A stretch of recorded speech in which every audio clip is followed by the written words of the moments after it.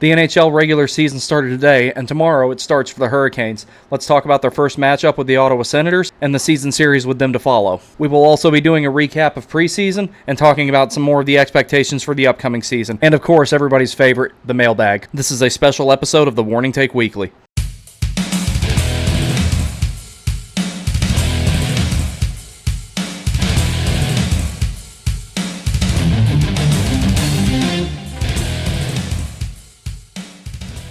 Alrighty, so the first comment we have here is from Josh Epifanio. As always, please forgive me if I'm pronouncing that incorrectly.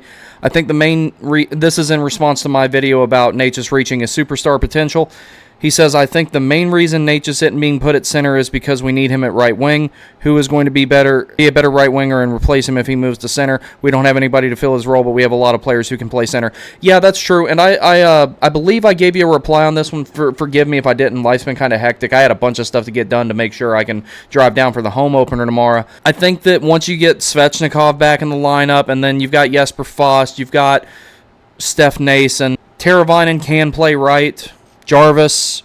I think there's plenty of options there if you wanted to move Natchez to center, but you're absolutely right. We do have plenty of capable centers. For example, Jarvis was also drafted as a center. I don't see him ever being one at the NHL level, and it's not a detriment on his play. I just think that's what he's become better suited for at the NHL level. So yeah, that is a valid point and everything. I think Natchez would create a lot more offense as a center, and I would like to see it. Now, if the season goes well the entire time, we're never going to have to see it because that means the lineup's not going to need any major shakeups. Maybe there will be an injury or, someone's going to need a maintenance day and maybe he'll get a shot at it. But I definitely think that it's worth looking at because he's stated on multiple occasions that he would like to play center again. So I'm hoping that maybe the Canes will give him that opportunity here in the near future. Thank you very much for the comment. Very valid point and everything like that. And, it goes back to the whole if it ain't broke, don't fix it. Natchez on the wing has been working out fine. I just think there's potential for him to maybe create more offense with that amazing skating ability of his as a center and not being relegated to one half of the ice. But then again, it's also once he gets in the offensive zone, he kind of does what he wants and creates a lot of chances that way too. So he can be valuable either way. That's just something that I've observed that I think that he would be better off at. Once again, thank you very much for the comment. All right, one of our favorite repeat commenters here, Rosario, is back again. Good to see you, pal. I think Burns was the only one who was ever really good at the switching between at least through the modern era.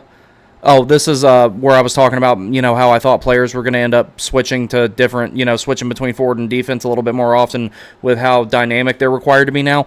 Fighting is definitely on the endangered list as the Q and the CHL banned this year, and it's already a no-no in the NCAA, and I think even the USHL doesn't allow it. I think the NCAA was the first one to really not have it. I don't think they ever had it at all, even before they were required to wear cages. I don't think they ever had it. I'd have to go back and look because that would be a long time ago to be absolutely certain, but I'm fairly confident that they never allowed fighting. USHL, I don't know a whole lot about the USHL, I'll be honest with you. I do know when I saw the Johnstown Tomahawks play in the NAHL, the North American Hockey League, there was a lot of scraps that game. Them boys, they play rough. The golden days of the 80s / early 90s of Tony Twist and Bob Probert having 5 to 7 goons on your roster is gone. That was pretty much inevitable, with the game becoming skill first and becoming faster.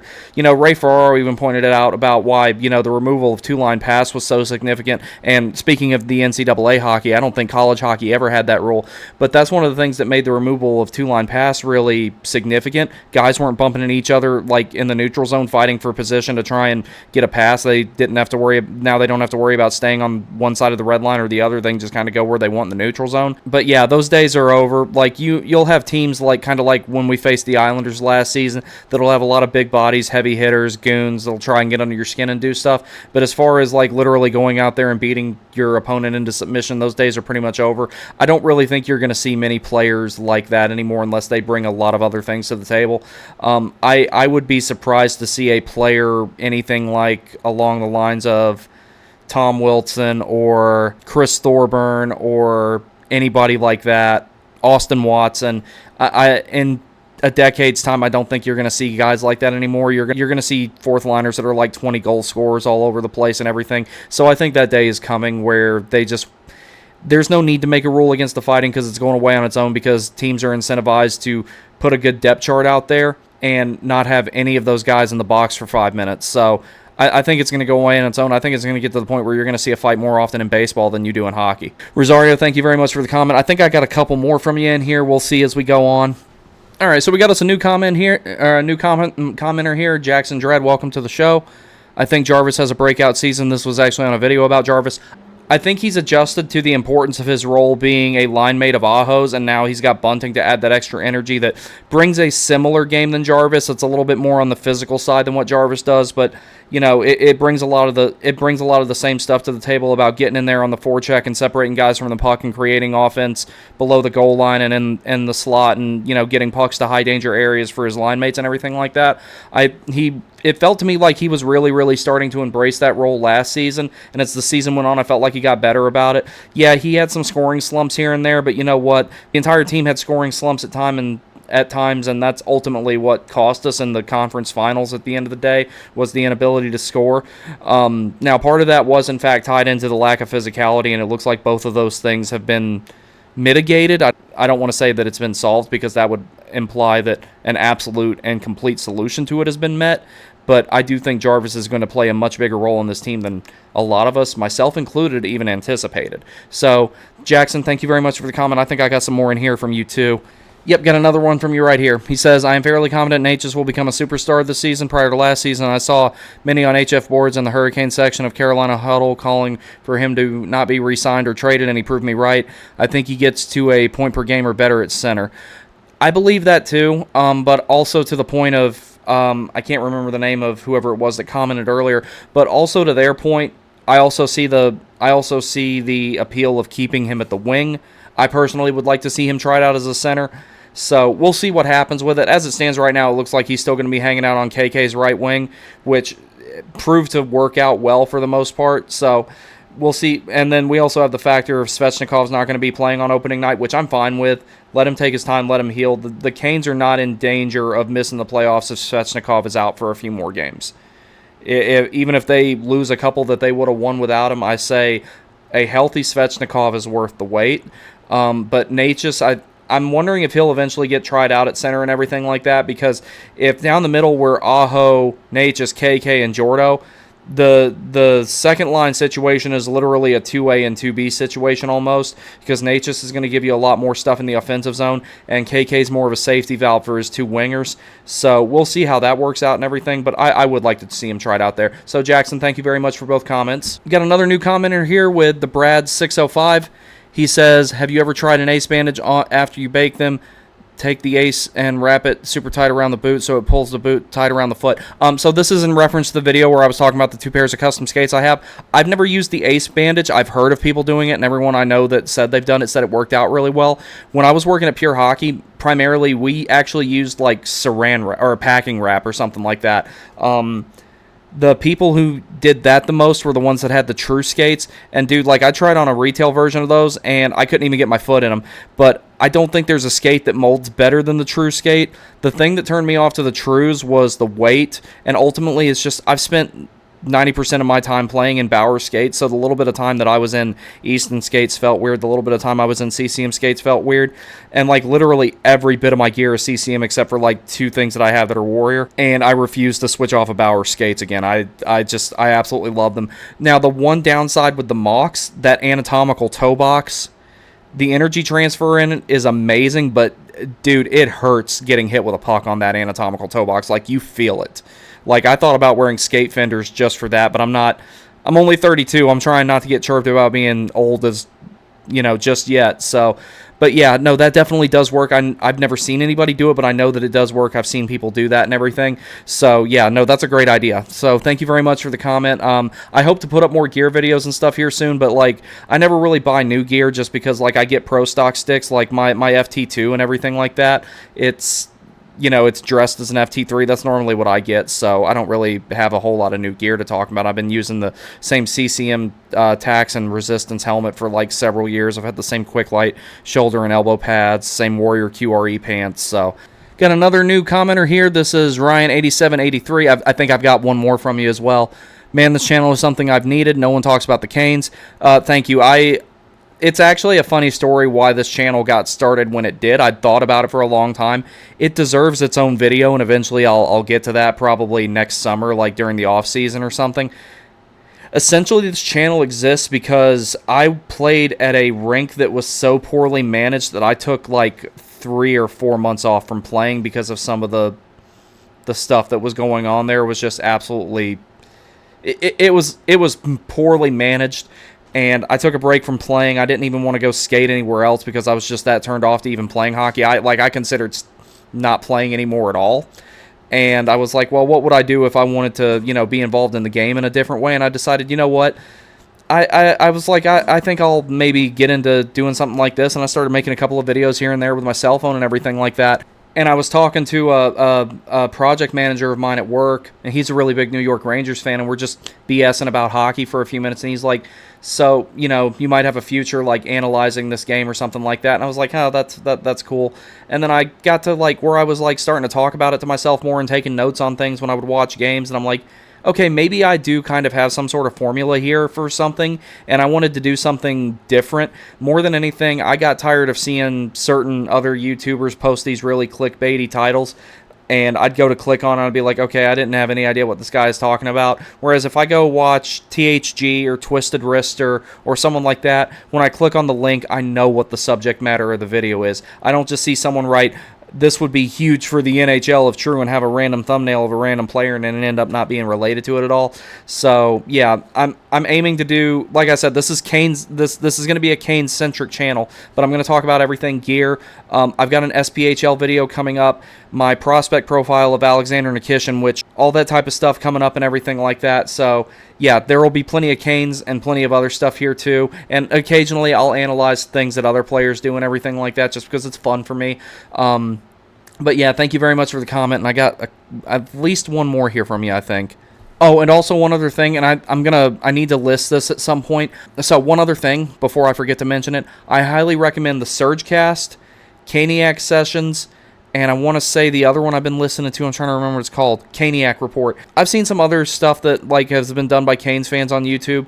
I remember there was one guy, I can't remember his name, but he did I think he was called Hockey News Tonight. I thought his videos were pretty good. But yeah, there's a few other ones out there other than me, so it's like, give those guys a look too. So we have another new commenter here. This is Jack D1440. This is in response to Sebastian Aho, a modern Rod Brindamore, which the more and more responses I get to that video, thank you guys so much. I was worried about how it was going to turn out. It was like, I sounded like my mom when she would cook something. Oh, I don't know if I got this as good as last time. I don't know how this turned out, and then it would be better than it ever was. So that's kind of how I feel about that video now. The longer it's out there, the more proud I am of it.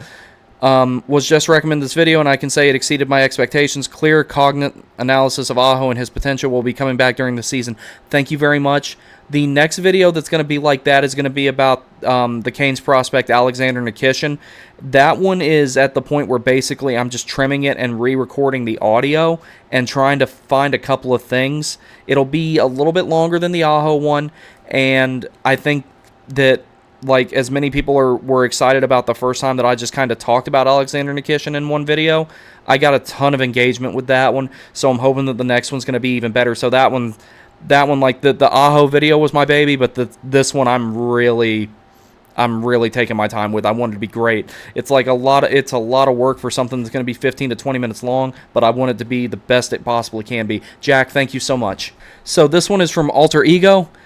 This is in regard to the video I made with where I was talking about the difference between the Made in Canada style Pro Stock sweaters and the Adidas retail authentic ones that you buy.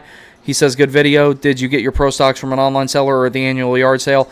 One, thank you. I'm glad that you liked that video because the way that it landed, I was kind of not pleased with it and everything. That's the first time I'd ever had the webcam at that angle or tried to work the microphone differently and everything. I was afraid it didn't turn out very good. So my Pro Stock ones, my practice ones, I got one of them online. The Canes away one that I have is currently on its way to EPS to get Aho's name on it. And the other two, I have a black practice one and I have a red practice one. I got both of those at the sale in 2021, and I haven't been able to make it back to the sale since. I was hoping to do that this past season and everything, but just life kind of got in the way, so I'm hoping to maybe try and make it next year to that, because I'm not a season ticket holder or anything. It'd be kind of useless for me. At one point in time, the Hurricanes were actually like willing to do a 5-game package with me, and that was back like right after they broke the drought. I know I'd never get that now, but if I could, maybe work out going with another season ticket member next year, I'd try to go. But Alter, thank you very much for the comment. I appreciate it. So I got 4 right here from one of my best friends in the whole world and one of the original subscribers of the channel, Anthony Connard 9942. I will be looking forward to the Orlov video, and I'm glad you enjoyed it, because I saw your comment on that one as well. So the Orlov video I actually ended up having to re-record, because the first time I did it, it was only like 3.5 minutes long, and I'm like, no, this guy's got way too much of a resume and brings too much to the table. This doesn't do him justice. So I actually scrapped that one, slept on it, redid my notes, and re-recorded the next night. And so far, like, the responses to it have been really good. So I'm glad that I took the time to not just throw anything out there. I could have had 300 videos up by now if I published everything that I made, but I decided, I'm like, I'd rather have quality over quantity when it comes to my videos. So I'm glad you enjoyed it. Bunting is a good Stastny replacement. Yeah, I mean, I think Bunting was brought in to ultimately fill a bigger role than what Stastny will, particularly on the power play. Bunting's kind of a 1-for-1 upgrade, but he definitely was brought in to be in the top 6, I think, because right now he's with Aho, and so far in preseason it's worked out pretty well. We'll see how it does tomorrow. Michael Bunting cleared waivers 4 times while playing in Arizona, all before 2021, and that's 2 years ago. Yeah, his career definitely took kind of a weird path for development. However, I think that, like, his development path, even though it was weird, he's ultimately going to be like a damn near perfect fit for the Hurricanes, just because he's a really aggressive forechecker. He's got a good 200-foot game, and he plays with effort every single night. He's going to finish a lot of those high-danger chances the Hurricanes weren't finishing before. So I think that, regardless of that kind of weird path, I think he'll be okay. Is Michael Bunting a better player than Tom Wilton? At the moment, no. Wilton's got a lot more of a resume, and I don't really see them being comparable. When I see Michael Bunting, I think of Andrew Shaw, actually, more than anybody. Not a direct 1-to-1 correlation, but the very in-your-face, run-your-mouth, chirp, get under your skin, be an agitator, yet still have a decent amount of skill to go behind it. I think he's like a more skilled Andrew Shaw is what I see with Bunting. And lastly, the comment on the Orlov video. Great video, and I got your text too. I'm glad you enjoyed that, because I know how much you love Dmitry Orlov, and I think he's going to be really good for the Canes. But he was great for you guys. Anthony's a Capitals fan, boys. Don't hold it against him. But, he's one of my original supporters with this channel, and he's always given me really good feedback with it. So, again, my friend, thank you very much. So, speaking of Michael Bunting, D. Ely 9268, this is one thing the Canes have been missing for years. The Canes play too nice, too clean. They have needed grit and toughness for over 6 years now. Scoring is not the issue. The scoring only stops when they let other teams push them around. You've got a point with that. That's like a direct correlation. Like, one of the big differences, like, the Islanders series was a little bit harder for the Canes than the New Jersey one. And with the New Jersey one, the Canes, like, absolutely dismantled New Jersey. And the only game they didn't, they still scored 2 shorthanded goals, and Jordan Martinook scored on a penalty shot. Like, any other game that happens, the Hurricanes win.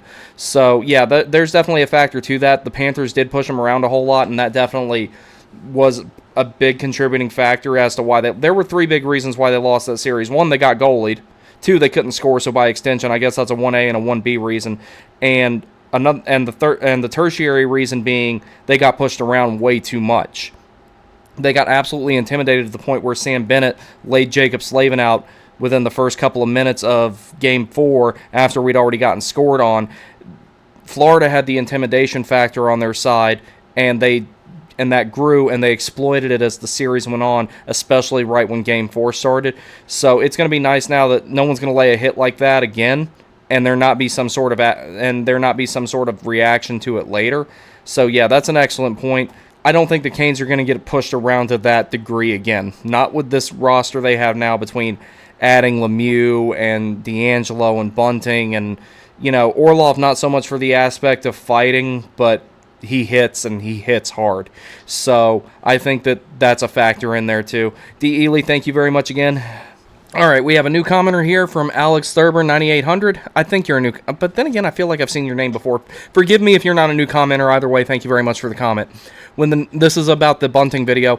When the news first broke that the Canes signed Bunting, I was a little confused why they'd want to lock him in for 3 years. I saw the move as acquiring a redundant player. He's a pest, and he is physical, which is what the Canes need, especially come springtime in the postseason. but I didn't think he was the offensive player that we needed to be going after. He played on Toronto's top line with Marner and Matthews, so I saw his production as just a function of playing with such a dynamic line. I'm going to make a point about that in a minute, but that's an excellent thing to point out there. After watching the video, I am pumped to see what Bunting can do for the team.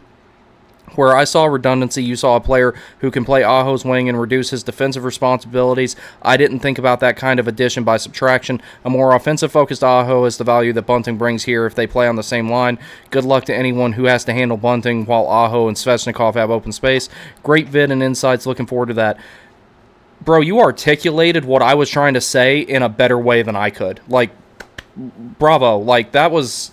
You put it in a way that I was trying to find a way to put it simply, but I wanted to lay it out also with a little bit more detail. But you hit the nail on the head. That's exactly what I was going for with that whole view viewpoint. Now, myself included, there was one of my earlier videos. The subject of Zach Hyman came up when they were talking about possible, theoretical trades with the Oilers with Pesce being involved, and I said that Zach Hyman was a good hockey player, but his numbers were inflated from playing with McDavid. To a degree, I think that might be true with Bunting. Here's where I feel like I'm going to be ultimately proven right, though, with the point that I made. Bunting is going to be a perfect fit in this system, and I think that even though it's a Rod Brindamore 200-foot game defense-first type of system, I think Bunting's production is going to be higher with Aho and Jarvis, or, potentially Svechnikov, as you stated, but I think it's going to continue to be Aho and Jarvis, at least for the foreseeable future. I think his production will be higher with them than it was in Toronto just because of how he plays and how he fits in with how Carolina already plays. When we watch the Canes play tomorrow night, I have a feeling it's going to look like Michael Bunting has been playing with the Hurricanes for the last 2-3 seasons already. But thank you very much for the comment. But yeah, that's exactly what I was going for with the idea of Bunting. He was targeted for a very specific niche skill set. Primarily, a lot of the high danger chances that the Hurricanes, particularly Aho, Jarvis, or whoever else would be on Aho's right other than Jarvis, a lot of the high danger chances that they were generating before that were not getting finished will now get finished. Bunting brings that extra finishing potential, that extra grit, and gives Aho more time to find high danger areas so he can set up and shoot more off. All right, so this next one here is from Thomas Carmel 8188. You have great hockey knowledge. Love your videos. Keep making them, man. Thank you.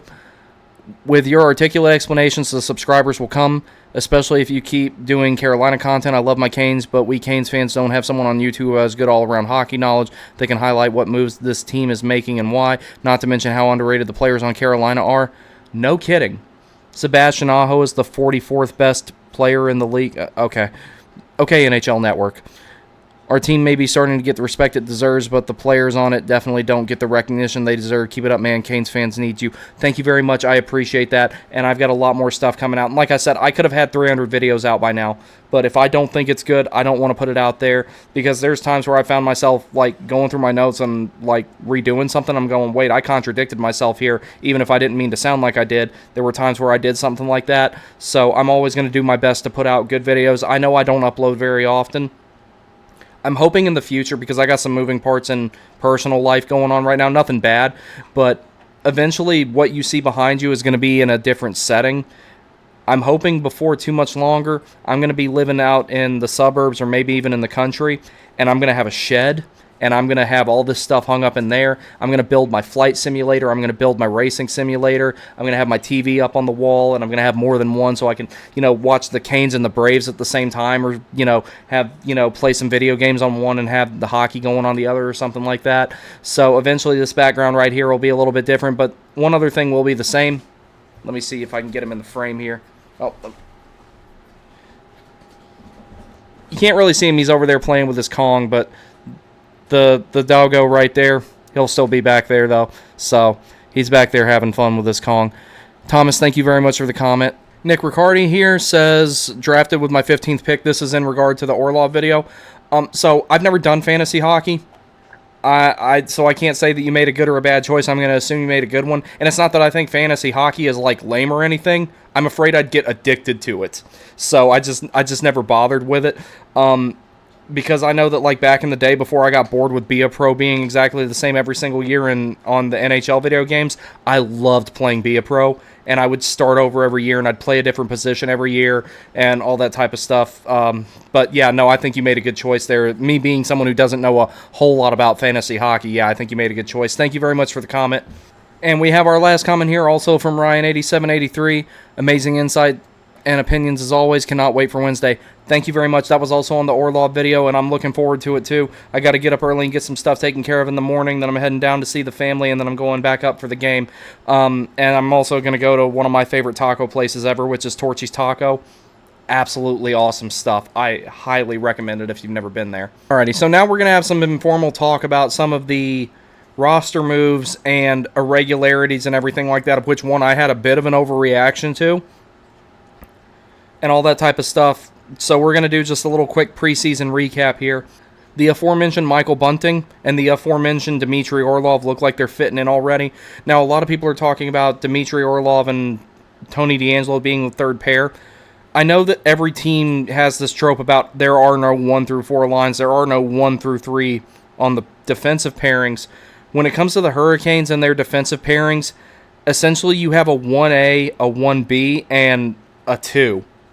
They don't really have anybody on that team that's legitimately like a third pair caliber defenseman, and I would argue Chatfield is definitely a top 4 capable guy, and I think that eventually if he stays with the Hurricanes long term, which I really hope he does, I think that Chatfield could potentially even be the new right side for Jacob Slavin down the line when Bernsey retires or if he moves on.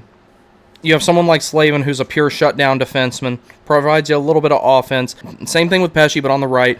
Brady Shea is an absolute sniper. He potentially could replicate the results of last season, which would be helpful. You already know what you're getting with Brent Burns being on the right of Jacob Slavin. Chatfield can go anywhere in the lineup if he needs to on the right side, and he's played his offside before, and he didn't do too bad at it, to be honest, especially considering that the Canes were kind of in a pinch with injuries at that point last season. Tony DeAngelo, yeah, he's got his defensive deficiencies, but he gives you a ton of puck movement, a ton of offense, very high shots through percentage, all that type of stuff. And then Dmitry Orlov is a wrecking ball with a cannon attached to him. You can look at the forwards as having a 1, 2, 3, and 4, lines numbered 1, 2, 3, and 4. I personally do, even though they say that they don't. A line with Sebastian Aho is definitely more of a first line than a line with Jesperi Kotkaniemi. Not hating on KK, y'all know that he's one of my favorite players. He's on my Stadium Series sweater. But when it comes to the defense, legitimately it's like a 1A, 1B, and 2, or you could even argue a 1A, 1B, and 1C. And who they use depends on, and who they use is almost completely dependent on matchups and where the face-off is at. They've got good options no matter where they're at with those guys. Caleb Jones was placed on waivers and traded. I'll do a little separate video about that at some point. It wasn't a very impactful trade by any means. It was more of nothing against the cap. It was for cash. I don't even remember the name of the guy they traded him for, but he was an AHL depth forward who got a few games with the Colorado Avalanche last year, and he's still going to be playing with the Colorado Eagles. Pyotr Kochekov, since the Hurricanes don't have an AHL affiliate, was assigned to the Syracuse Crunch. And I was kind of like, wait, how is that going to work? That's actually best case scenario. And, shout out to my boys at Caniac Sessions for pointing this out too. He can go face shots. He can at least go get games in and stay loose. Anderson and Ronta are both injury prone, and they're both on the other side of 30. They're not going to play every game. And even if they were to stay healthy, it would be advantageous to rest them, get Kochekov up, let him get some games, but also don't let him sit for too long and go cold. So this is actually the best choice. Additionally, Dylan Coughlin was assigned to the Springfield Thunderbirds. As I've stated before, I don't necessarily 110% think that Dylan Coughlin is going to be a long-term fit with the Hurricanes. I just don't see, especially if Pesce and Chatfield are both signed, I don't see any way that he fits in long-term because you've still got Scott Morrow in the system, and I'm going to be watching his career with great interest. It seems like he's on the right path to give you a good puck-moving offensive defenseman that can quarterback the power play, but above all, from what I've read about Scott Morrow, it seems like he's got a good head on his shoulders more than anything. Even if he were offered to sign with the Hurricanes at the end of this season, I'm not sure he would unless he felt comfortable that his upper body strength was in the right place. I'm not sure that he would unless he felt like that his upper body strength and everything that he was talking about getting stronger was in the right place and everything like that. And playing in the collegiate system where you're only playing 1 or 2 games a week, that gives you the entire week to train, put muscle on, bulk, and lean back out where you need to. More than anything, it sounds like Scott Morrow has the maturity factor that's going to positively bleed over into every other aspect of his game, and he's going to be an asset down the road. Additionally, all the players that the Hurricanes had signed to professional tryouts have been released, one of them being Zach Aston Reese, who has now signed a one-year deal with the Detroit Red Wings. So Ryan Suzuki and Vasily Ponomarev are still with the team. They're on the injured non-roster list. I was fully expecting Vasily Ponomarev to make the team, and maybe Jack Drury get waived because of it. Jamison Reese, I thought, had a really good chance of making the team, but he's also been assigned to, I believe, the Springfield Thunderbirds. I'll check that in a moment. Ryan Suzuki had a pretty good showing until he hurt his shoulder, but he's also on the injured non-roster list and still with the team. But let's talk about the Swedish elephant in the room who really turned some heads, was Felix Ungersorm. There's a lot of fuss about this kid, and for good reason. Now, let's take into account something here. Felix Ungersorm is the youngest prospect, not only in the Hurricanes, but in the entire National Hockey League at the moment. He was the youngest guy in the last draft. With Felix Ungersorm, I see someone who has, I think there's a playmaking potential there with him that is groundbreaking, like lineup-altering good. And as cool as it would be to see him maybe play in the NHL, they went ahead and loaned him back out to Leksands IF, and I think that that was absolutely the right choice. Because right now, this kid's already got great skating ability that helps him create time and space. He's already got great vision. He's already pretty fast. His edge work is really damn good. And as long as he's sent back before the first 9 games, it's all good. But in my opinion, the best thing that he can do is go back overseas, like the Hurricanes have told him to, like the Hurricanes have assigned him to do. Get used to playing against bigger opponents. Develop that upper body strength so those really crisp and those really cerebral passes become faster, crisper, and more decisive. Develop the ability to make more time and space, not only from his skating ability and from his hockey IQ, but from his ability to protect the puck and muscle guys off of him. Develop a better ability to absorb contact, which it's already pretty good at the moment, but develop an even better ability to absorb contact and create time and space and create passing opportunities for his teammates. Felix Ungersorm, when paired with someone like, say, Svechnikov, I think that you're going to start seeing Svechnikov habitually hit 35, 40 goals with someone like Felix Ungersorm when he's ready to come over here. This kid does not give me the vibe of someone who's just going to crack the bottom 6. He can be very important, especially on the power play. He's going to have to develop a little bit more of a defensive side of his game to fit in with Brind'Amour, but I definitely see the potential for an elite playmaker that the Hurricanes have not seen the likes of for quite some time. I see him as more of a Teuvo Teravainen caliber playmaker, but with an even higher upside. So his time will come.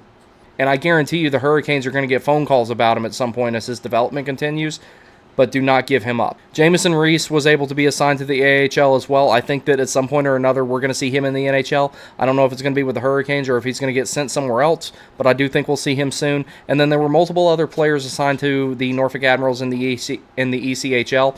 The reason I'm going to make a separate video about that, there's been times where I've mentioned that I think that it would be good overall for the game if there was more parity between the lower leagues like the ECHL, SPHL, and AHL.